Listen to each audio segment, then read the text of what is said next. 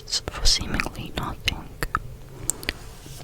That's crazy, but I mean, it's a really good thing that you guys on a whim just had that conversation. Otherwise, it may have taken you God knows how long to actually get diagnosed with your condition. It's also very interesting to hear that Botox can fix it. I did not think Botox or stuff like that could fix anything. I thought it was just like a cosmetic thing. I understand that like plastic surgery can fix things, but I thought Botox was just a filler. I thought it was just for cosmetic. But I don't really know a lot about that stuff, so that's just me. Okay, the next one is by Specific Nebula 9665. It is titled, "Today I effed up by thinking it was normal to not be able to open your eyes in the morning for 25 years. Ever since I was a kid, it took me ages to get out of bed. The sunlight coming through the window seemed so bright, I couldn't even open my eyes past a squint. It took maybe 20 to 30 minutes of blinking, squinting, and sometimes fumbling around, my eyes closed, before I was fully awake. My mother told me that it just took a while to get used to the light in the morning, and that it took a bit to fully wake up. I planned every morning around 20 minutes of blinking, squinting, and trying not to go back to sleep. I am 27 years old, so this has just been a fact of life for me. I set a second alarm about an hour before I have to actually get up, so I have plenty of time to wake up and possibly fall back asleep for a bit. I have a toddler now, and he sleeps terribly. Some mornings have been rough for me. One morning I took a picture of myself with my squinty lopsided, because one side was able to open a bit more, eyes, to show a friend how exhausted I looked first thing in the morning. She asked me why my eyes were like that, and I told her I hadn't gotten used to the light. She was even more confused. I asked some friends and did some googling. It was not normal.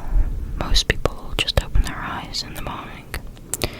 A friend suggested that maybe I slept with my eyes open, and while I wasn't sure about that, I noticed that my son did sleep with his eyes cracked, so it stood to reason that I did too. I bought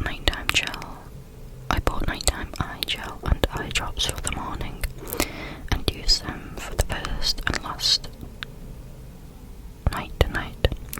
Sure enough, I woke up with my eyes a bit sensitive and hard to open, less than usual thanks to the gel. Oh, it said use them for the first time last night, not for the first and last. Okay. I reached for the drops, put them in, and opened my eyes immediately. It was like I had been up for an hour. The light didn't bother me, my eyes were wide open, and I felt wide awake. My entire life I had thought it was normal, but I cured myself of a daily inconvenience by spending $20. Now I am trying to convince my mum to try the drops too. That is crazy. Someone in the comments said, "This is insane and hilarious. I wonder if a ton of people are going around with huge inconveniences thinking that they're normal." Yeah. I mean, for me personally, and for a lot of people I know, like, yeah, you're kind of squinty in the morning, but only for like the first couple minutes as you open your eyes, you know. Definitely not for like 30 minutes, for like a minute or two. So yeah, that definitely isn't normal. Okay, so far a lot of these seem kind of medical based, because here we have another one. This one's by McBeast Pro, and it's titled, "Today I effed up, not realizing for 38 years that it's not normal to not be able to bite flat foods. So, my teeth aren't straight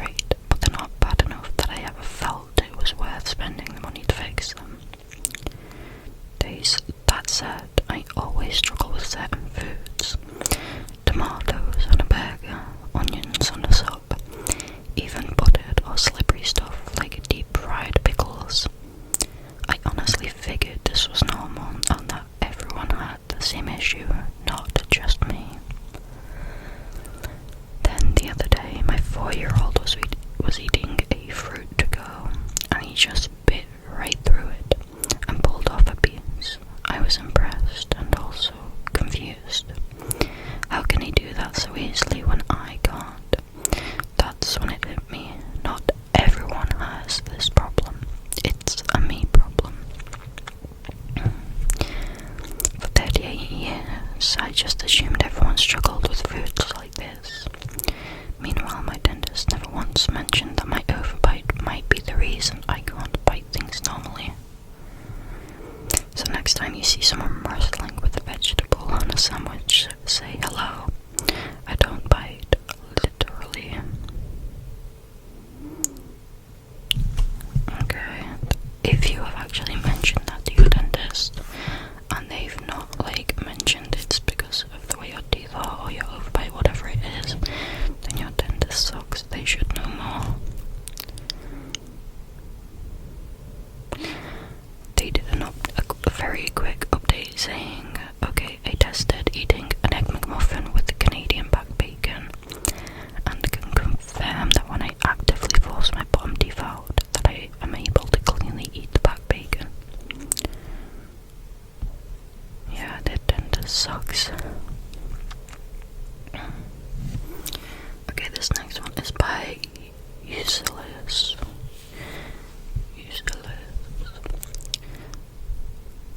Today I effed up by fleeing a traffic stop on accident.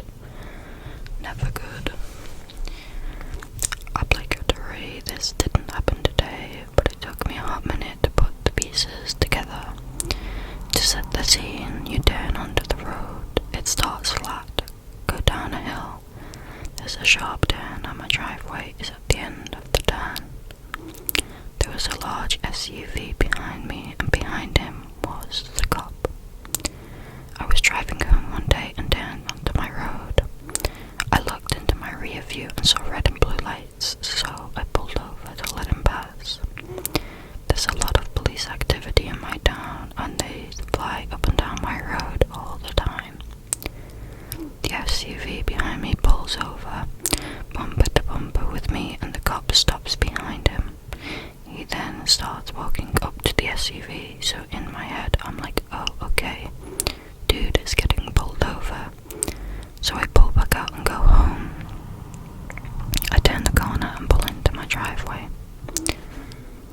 As I'm getting out of my car, I turn around and the cop goes flying past my driveway, lights on and sirens blaring. The SUV then passes slowly behind him. I thought absolutely nothing of it. Leading to now, I had an '08 Hyundai Elantra which had a recall for a rear brake light that I found after selling it. My brake light was always out. I replaced it 4 times in the year I had it. The cop was definitely trying to pull me over. He probably saw me brake to turn into my road, tried to stop me, and the SUV behind me did exactly as I did, pull over to let him pass. Had he meant to stop the SUV, he wouldn't have flown by in the time it took me to get home and out of the car. When I turned the corner, he most definitely didn't see me turn into my driveway. So little did I know at the time, I succeeded in fleeing a traffic stop. Probably didn't get my plate either, because the SUV behind me was blocking it. I'm an honest person. Had I known I was being stopped, I would have stopped. But I had just gotten out of work and had brain fog. Sorry, officer. That's pretty funny. I mean, stuff like that happens. It's not like you did it maliciously, so you know what I mean. It is what it is. It just literally is what it is. Okay, the next one is by Ava / Is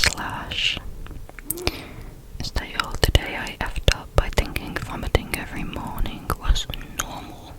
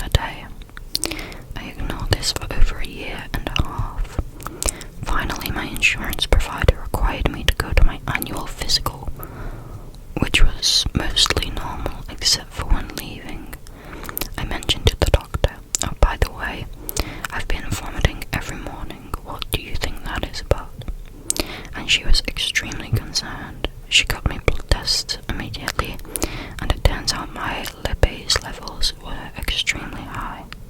Lipase. She ordered me to the emergency room that day, and I spent 4 days in hospital with acute pancreatitis, which is a life-threatening disease. I honestly don't know how I managed to stay alive with it for that long, but I'm grateful we caught it, as it could have gotten far worse. They later ended up removing my gallbladder and finding stones that didn't show on the MRIs, so that was likely a cause. Still, note to future self and others, throwing up every day is not normal, and you should probably look into that.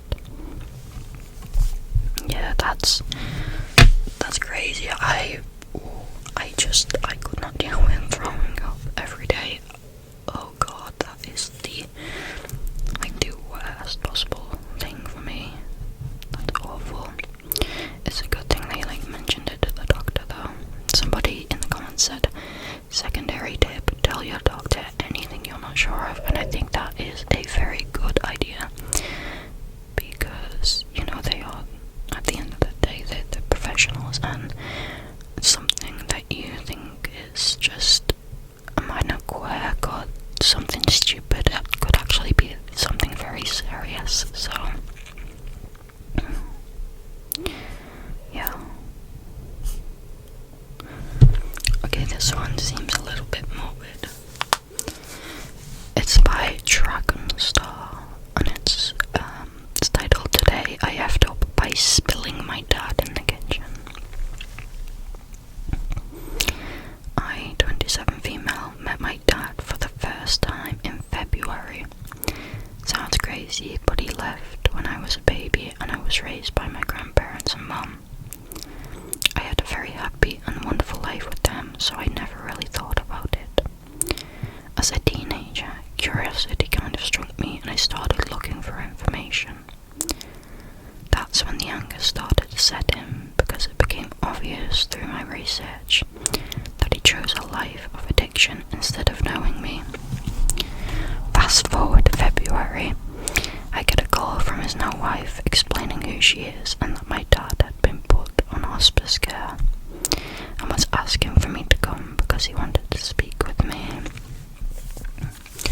I toyed with it for a while, then jumped in the car and drove 3 hours to Virginia because it felt like it would be my only opportunity to ask questions and extend forgiveness.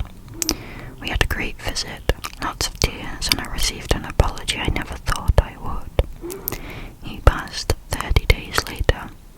Out of respect, I attended the funeral, got to hear stories of him, and decided that after I could close the chapter and move on as a more healed version of myself. That was kind of it until now. I moved into a new house a couple of weeks ago, and his wife reached out for my address as she wanted to send me a holiday card. Cool. Today I get home and find a UPS box with a Bible in it. Apparently my mum gifted it to him when they were married, and it was kind of cool to see notes in it from her and both of my grandparents I was raised by. I reached back into the box and pulled out a small glass jar. I figured it was just a little memento from his wife and boy.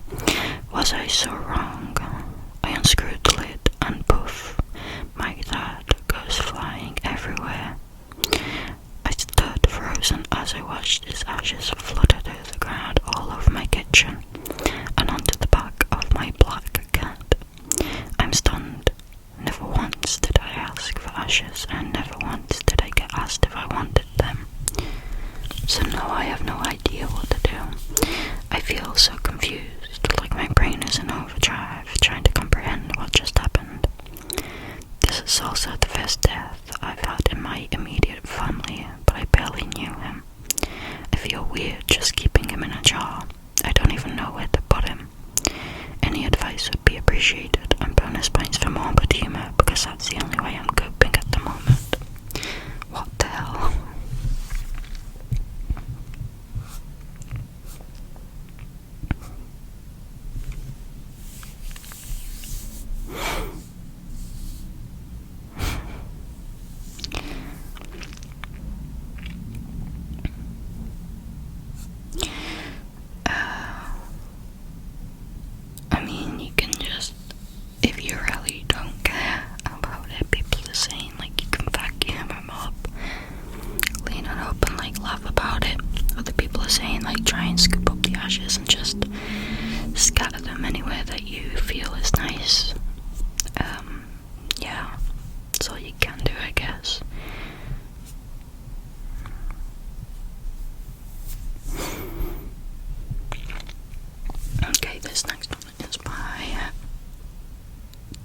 storage.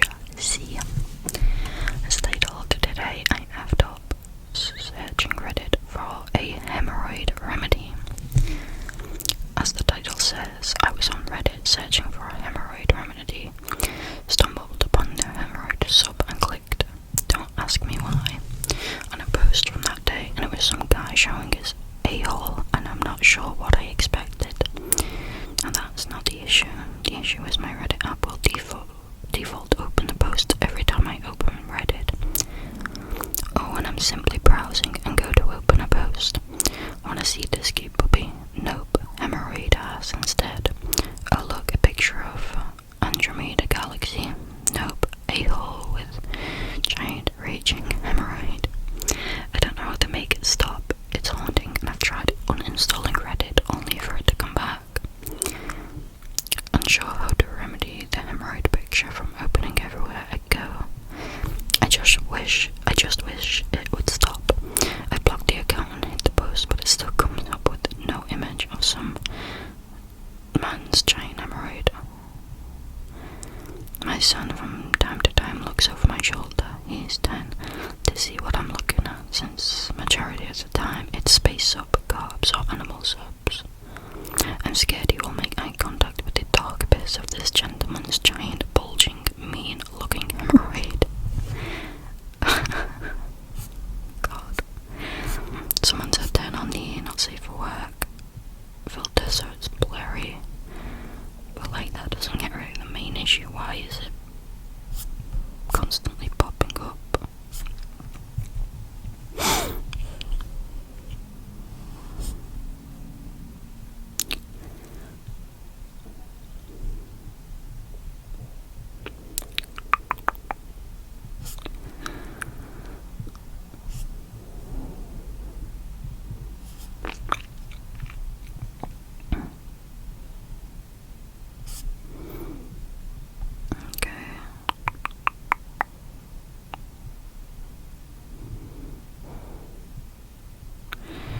This next one is by Broken Toy Shop. Today I effed up by forgetting I live in Australia. Obligatory, this happened a week ago, plus posting from mobile. I work in some interesting places, unlike the common no sleep trope. I have rules to keep alive. One of those rules, don't pick up things if you don't know what they are. A very good rule for not dying alone in an isolated environment. Living in Australia, there's a lot of things that will end you. Snakes and spiders are the obvious ones, but I've almost never had any real problems with them. It's all the other things that aren't in pop culture that will get you. The subject of the story isn't even isolated to Australia. Last week, while working on a very remote tropical island, I decided to go and do some photography in tide pools late at night, about 2 kilometers from camp and phone reception.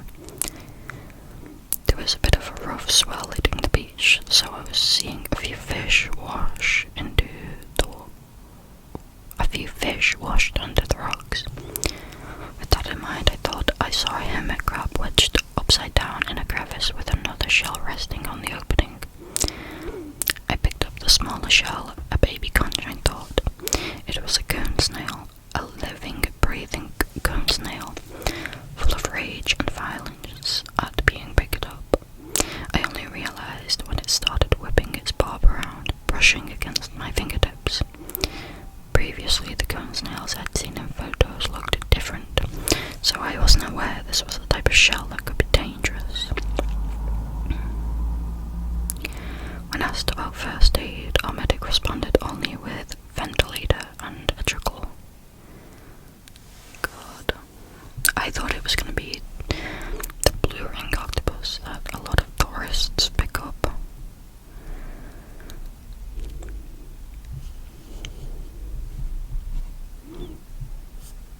A lot of these seem to be like, or pretty much all of them seem to be like medical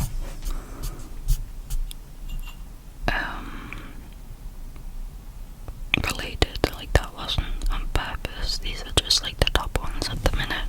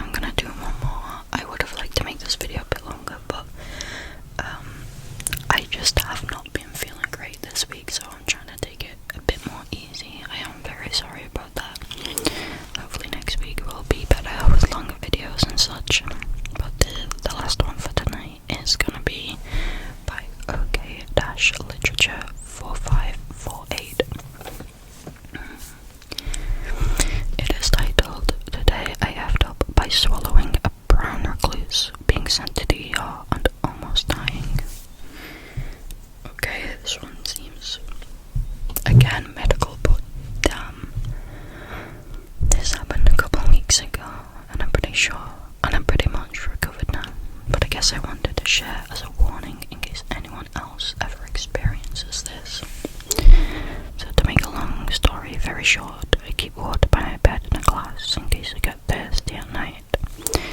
A brown recluse had fallen in right about the time I woke up and needed a drink. I swallowed the thing and of course immediately realised I had swallowed something, and my only assumption was a spider. And I knew we had a few brown recluses in the house, so I automatically assumed that's what it was. I ended up being right in the worst way. Now I knew from past anxiety googling that swallowing a dead spider is nothing to worry about. Venom is protein based and breaks down in the digestive tract. I had assumed that I had swallowed a dead one and just decided to try to go back to sleep after a mini panic attack and more frantic googling.